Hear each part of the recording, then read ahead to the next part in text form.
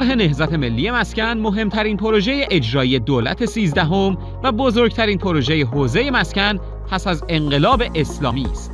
وزارت راه و شهرسازی در این طرح طی 4 سال ساخت 4 میلیون واحد مسکونی با محوریت خانه‌دار کردن اقشار فاقد مسکن با ارائه زمین و تسهیلات ساخت را مدیریت خواهد کرد. با توجه به گستردگی این طرح در سلسله برنامه‌هایی سعی می‌شود به سوالات متقاضیان طرح نهضت ملی مسکن پاسخ داده شود.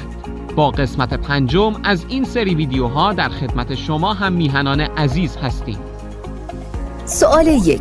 امکان دریافت زمین و ساخت توسط متقاضیان در طرح نهضت ملی مسکن وجود دارد؟ با توجه به محدودیت تامین اراضی پس از پالایش و احراز شرایط، متقاضیان نهایی به میزان ظرفیت احصا شده از بین متقاضیان تایید شده بر اساس امتیازها و نهایتاً قرعه کشی انتخاب خواهند شد. سوال 2. ثبت نام در طرح نهضت ملی مسکن به معنی تایید شرایط و نهایی شده تقاضا است؟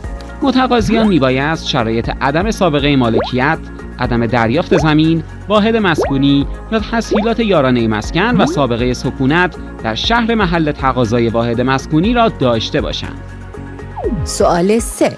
اگر متقاضی فاقد شرایط بود و در سامانه ثبت نام کرد و اخطاری نداد، میتواند واحد مسکونی را در نهایت دریافت کند؟ در طول فرایند ساخت تا زمان تحویل واحد مسکونی هر زمان مشخص گردد که متقاضی فاقد شرایط دریافت واحد مسکونی می باشد، از طرح حذف و حق هیچ گونه اعتراضی وجود ندارد.